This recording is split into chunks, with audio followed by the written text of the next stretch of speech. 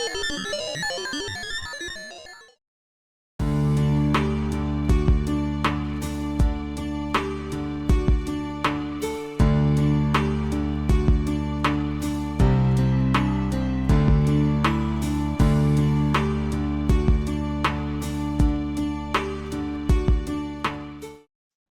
I'm Eileen Veld. I'm with Untitled Talk, and I am excited today to have on my show dear friend and colleague, Dennis Pitocco, and he is the Reimaginator for 360 Nation and Biz Catalyst 360. Hi, Dennis. Hi, Eileen. Listen, thanks again for carving out some time for me. You and I have known each other for a number of years. As you said, we're not just business colleagues, we're friends. You live in Florida, I live in Florida. We're not next door to each other, but it feels that way.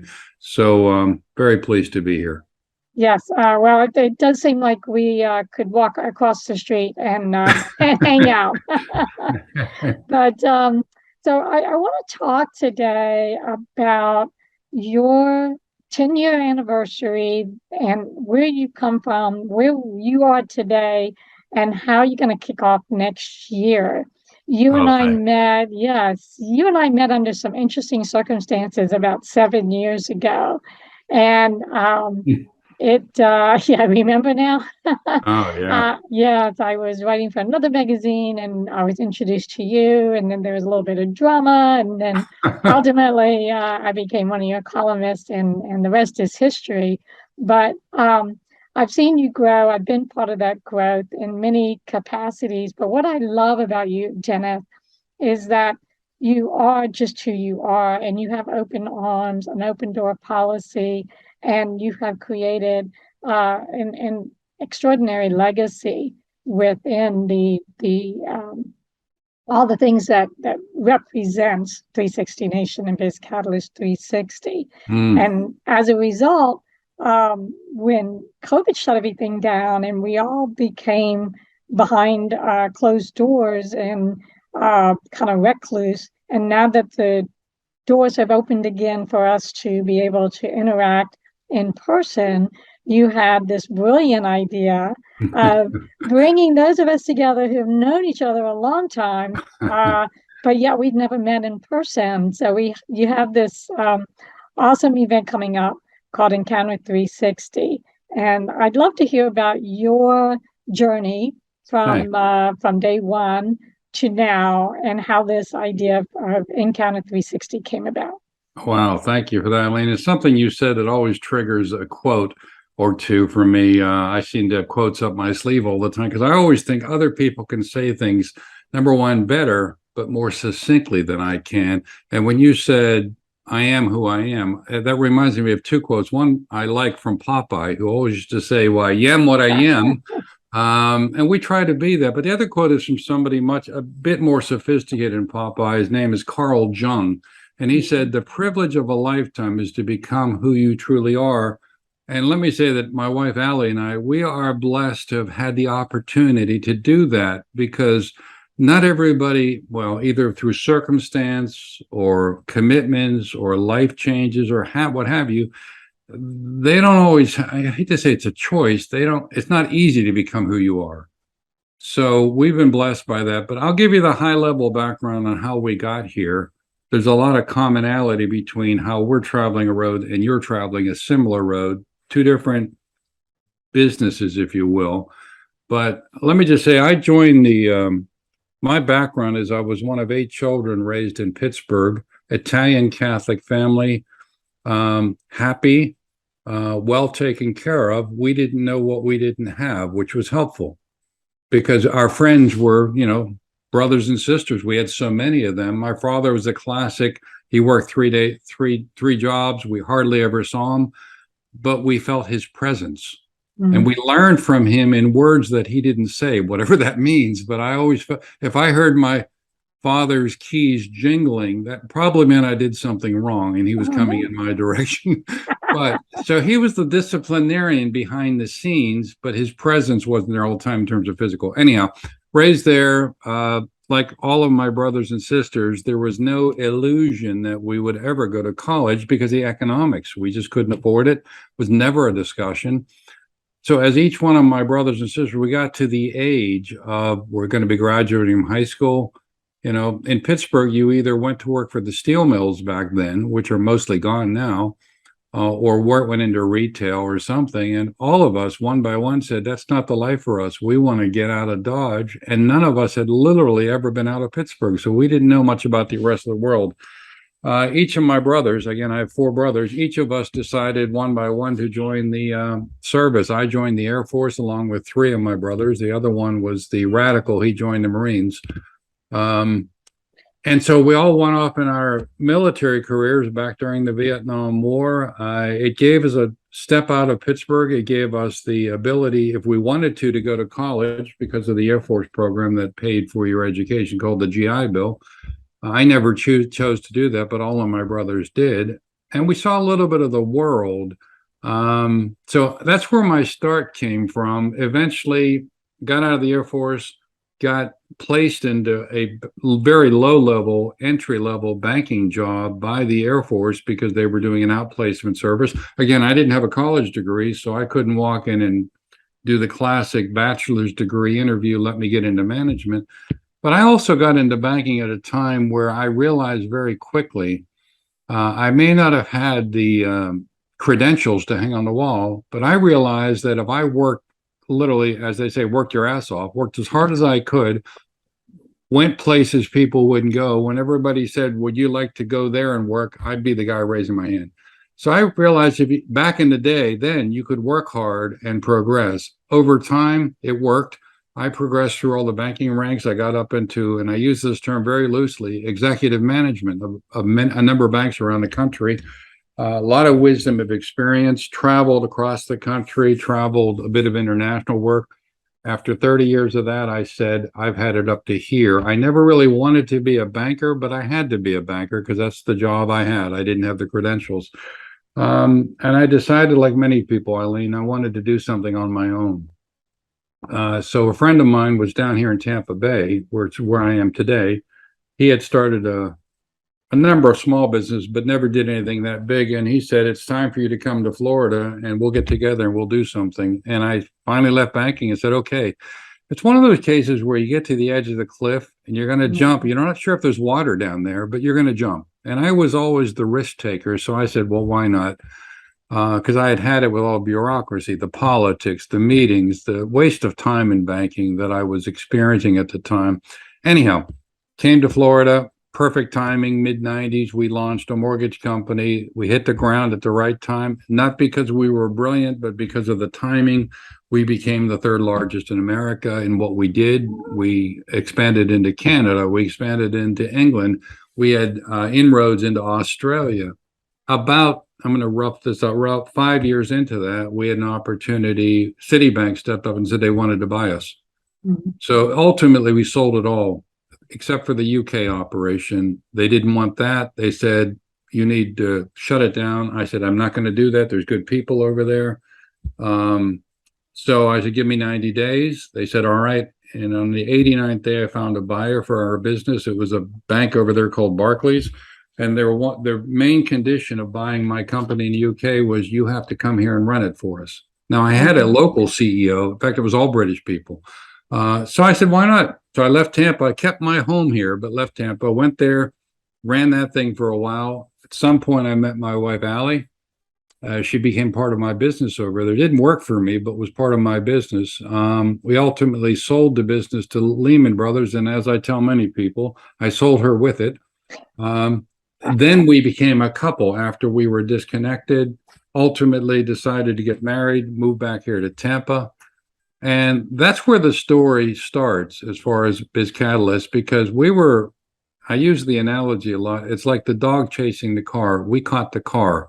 Economically, we did well enough by selling my businesses that we could retire, but too young to do that. So we took a lot of morning walks, which 15 years later, we're still taking every morning. And that's where we get away from the noise, Eileen, and try to say, what's going on in the world? What do we want to do? Back then, it was more about how do we want to spend our time and our talent and our treasure? We had aspirations of doing more good in the world because we felt we had been blessed. So ultimately, after doing all that, we decided we're going to do three things. We're going to travel, but we're going to travel intentionally, which means we all travel in business. You get the airport, the meeting room, the hotel. You don't really see the city. And I've been around the world, but I hadn't seen many of the actual cities I'd been in. Like I've been to Korea, which amazes me that I didn't take the time to see it. Anyhow, so we're going to travel, number one, and we're going to do it intentionally, which means we're going to travel outside of America first, discover the rest of the world so we can see America through a different lens. And then we get too old and crotchety, we'll come back and do America. Second of all, we wanted to give back, but I don't mean just writing a check. We wanted to roll up our sleeves and get involved in nonprofits because we both had an urge to do that in our careers, but you never have the time. We got involved in the International Red Cross. We got involved locally in a number of nonprofits. Allie, my wife, started volunteering in offices. I joined boards. So we got heavily involved in all that. And that story continues later. And then the third thing is we wanted to keep our mind active. Many people go with either Sudoku or crossword puzzles. That didn't interest us. So I said, I'm going to start a website. Now, I have no technology background. I know what I would like in a website, but I've never done anything like that. And that's how it started. I was sitting at a dining room table in Southampton, England, my wife's sister's house, about 12 years ago, and said, I'm going to just build this thing from scratch. I'm going to teach myself how to do it. I can tell you I've made every single mistake you could possibly make as a webmaster, but I've got so much wisdom. I understand that. Yeah, I haven't done it a second time, but you wake up one morning and your website's gone, and you did that. Oh, no. Anyhow, I've found Jesus many times. Anyhow, so these three things we started doing: traveling, the volunteering, the website. Two of those things we could do no matter where we were in the world. You can operate a website, you can travel. The nonprofits we couldn't do that, but we also wanted to stay committed. So if I can go back to that for just a minute, about 4 years ago, we said, we got all this wonderful technology. We figured out how to do that now.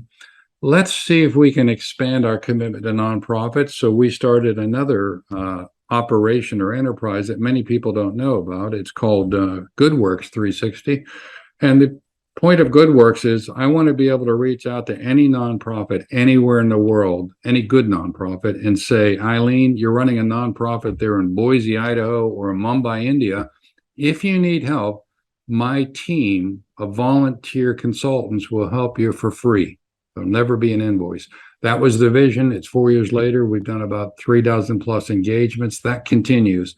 So that intersected with BizCatalyst because we now had the virtual ability to help them in different ways. We've got a team of about 4 dozen volunteers around the world now that are ready to roll up their sleeves and virtually help you over the phone, over text, over Skype. Back then, now it's over Zoom. And I think the core to all this is kind of back to what you said in the beginning, being who we are. Because we were blessed economically, everything we do is for good versus for profit. So it allows me to wake up one morning and say, let's go do this. And, we debated a little morning walk and then we just do it. We don't have to go to a marketing committee that says, well, you probably shouldn't be opening that channel because there's some sensitive things that are going to be published in that, or you probably shouldn't do that event because you might offend somebody. Everything we do is non-offensive, but it's all based on following the audience and saying, what do they want to do? So our ethos from day one has been, how much more good can we do with the blessings that we have? And where do we go from here? The last thing I'll say, and turn it back over to you for a moment or so, is our business plan has been a non-business plan. We simply have been reacting. We got a lot of common sense from our business experience. But we feel that if we ever sat down and actually modeled this business or what we do, it wouldn't work. It works because we're flexible, because we're not rigid with the business plan, because we're not looking at each quarterly's earnings. We're just doing what makes sense. And that's been our secret, frankly. Wow, what a journey, and all kinds of thoughts and questions were popping up as she went through it. So let's see if I can pull from my folder of all that. First, I want to say, listening to your beginnings, your humble beginnings, to now, you've gone through such a powerful life experience Mhm.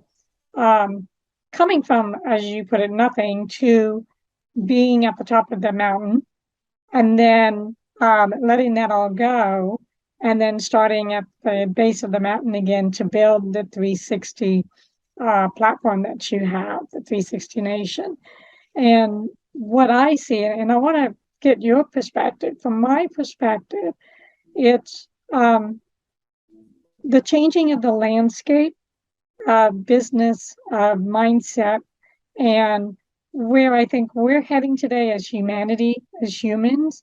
And you kind of were ahead of your time, but at the right time to have built the foundation and the overall entity that you have, so that it's already in place Mm. people to step into now and Mm. feel at home.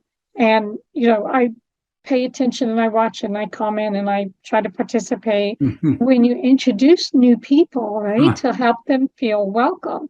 How many companies have that kind of dynamic with their employees or the people involved, where when someone starts, they receive this extraordinary love and hugs and welcome that helps them to feel of value, right?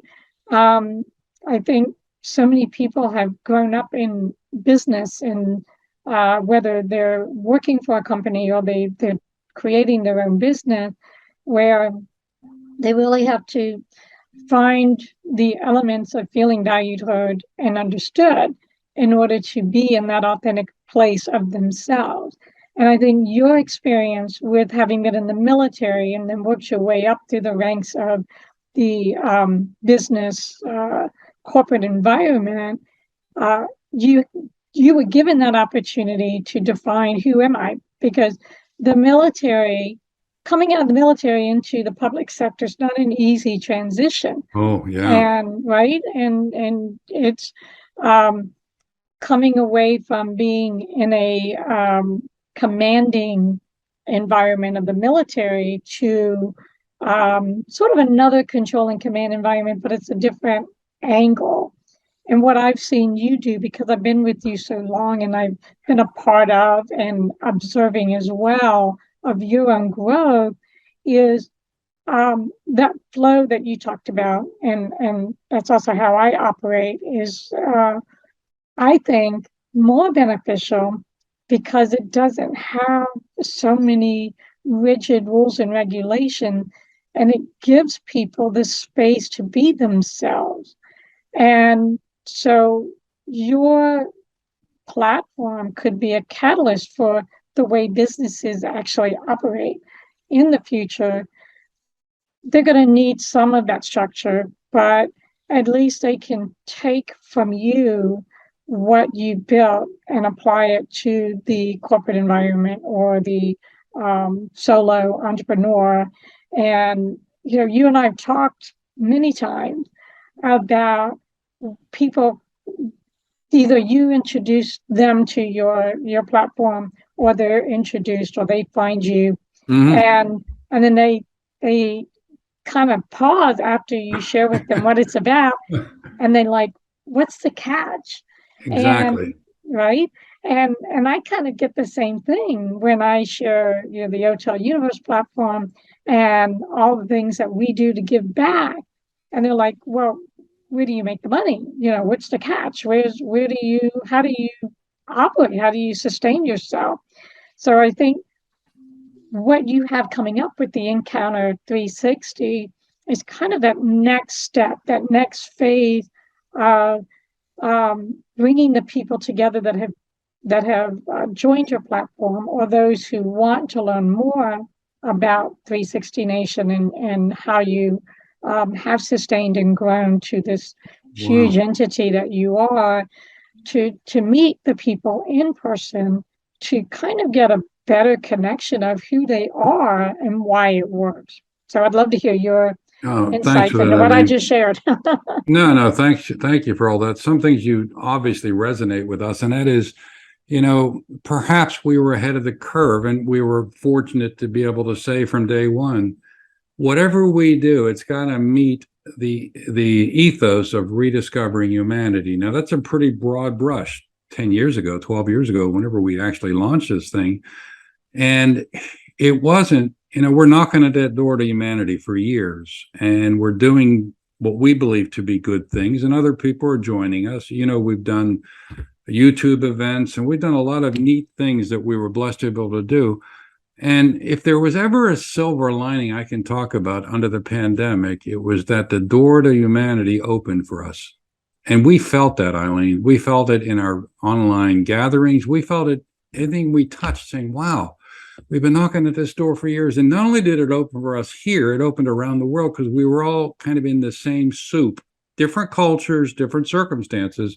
But it's like the world stopped rotating for just a minute. And I saw that door open, and I said to my wife, Ellie, I'm putting my foot in that door. I'm not letting it close again, because I want to pull more people through. And we started doing that. And the difference, Eileen, and you probably felt this, is we had their attention, because the world, a robotic world that maybe we were all part of one time when I was in banking, you go to work, you come out, you got this thing going on, it stopped. And suddenly I've got time on my hands, and suddenly maybe I'm working from home, or maybe I'm not working, and I've got time to maybe look more inward. And we felt that shift in the people that write for us. We got over almost 1,000 writers in our world, and they were writing differently. And we were inviting them to write differently, because we felt, and we still feel this today, that it came out of the pandemic. Suddenly, a lot of people are searching for something. They're not necessarily sure what it is. We're here to deliver a lot of that through thought process, things they can do with us, either in our Zoom events or reading what we publish, blah, blah, blah. There is also that other group of people, they want to go right back into the robot world because it's safe there. And that's okay. Rediscover humanity isn't necessarily the point everybody's in right now, but that kind of led us to your question about this thing we're putting together. Let me just back up. We, like everybody else, my wife's British. We used to go to the UK. We traveled the world, but we went back to England two times a year. We stopped all that with the pandemic, and suddenly we're trapped like everybody else.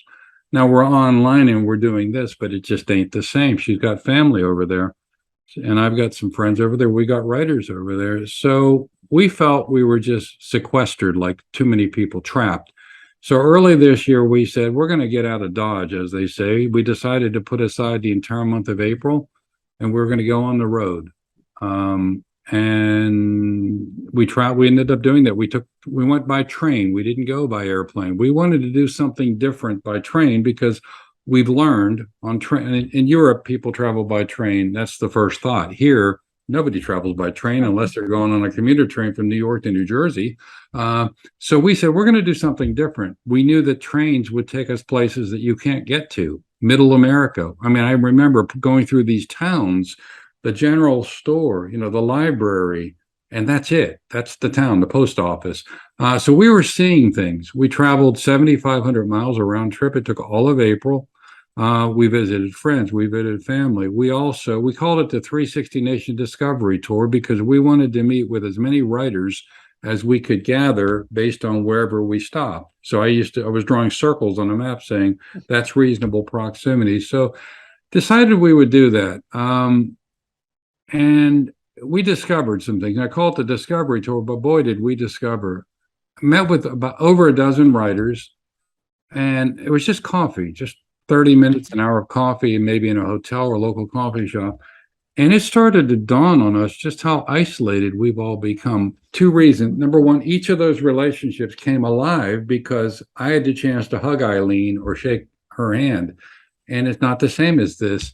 And some of that isolation, we believe, was from the pandemic and all the restrictions.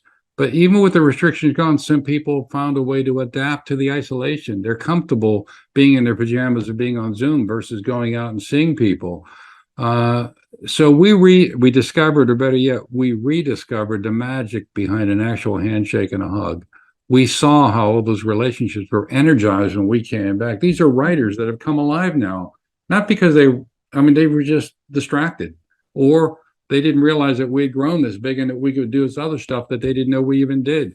So we came back. I'm going to go back to my banking career, and I'll try to be brief here. In the 30 years I was in banking and got into the executive ranks, I was forced to go to many, many conferences, the handshaking, the bureaucracy, the speeches. I did all that stuff, the PowerPoints, the glad handing. And it's one of the few things in banking I didn't like because I felt, number one, it was a waste of time. Many of my cohorts thought it was a great way to get away from the family and go golfing and have fun. Well, I didn't look at it that way.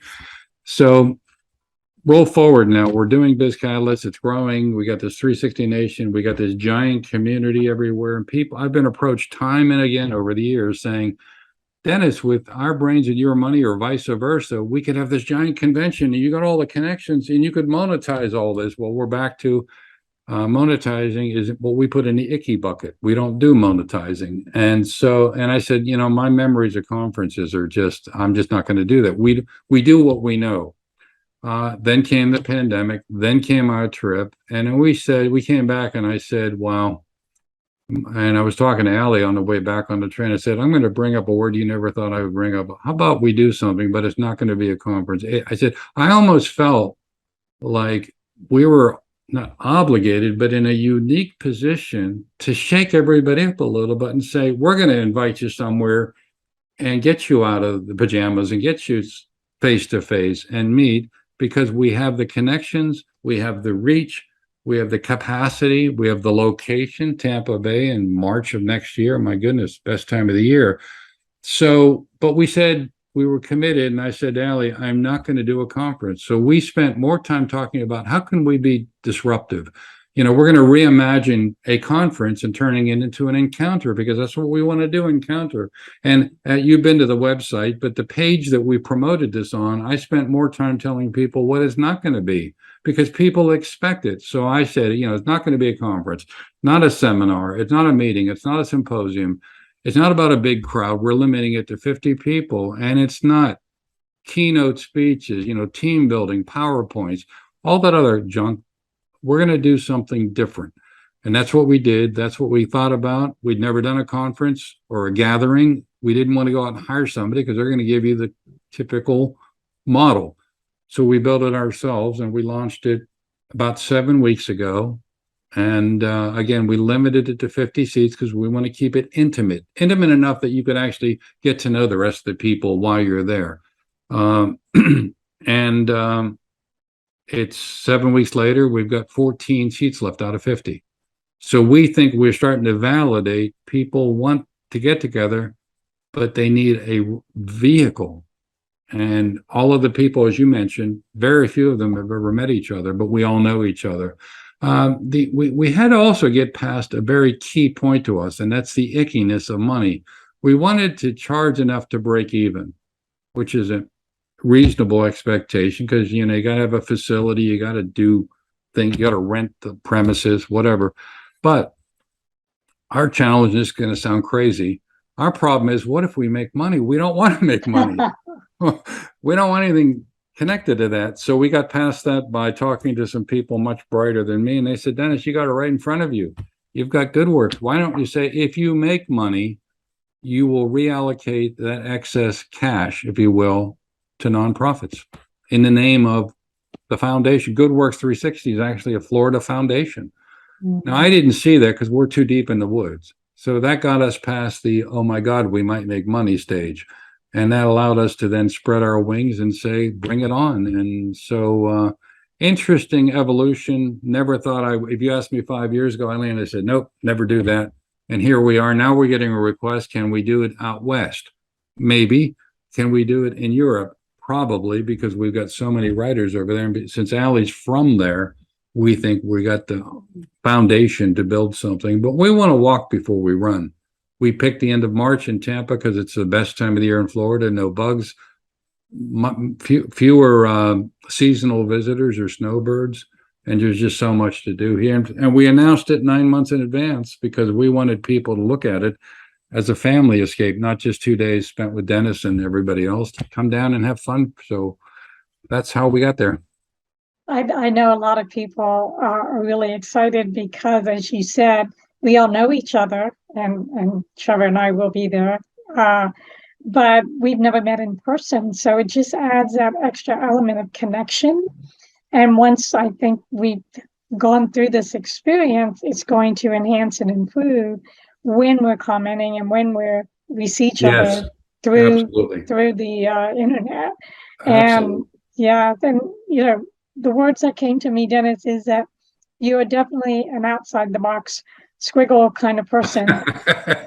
And the community, the society, the world needs people like that, because it's a place where we can shed the as you like to say, the ickiness of that boxed in energy.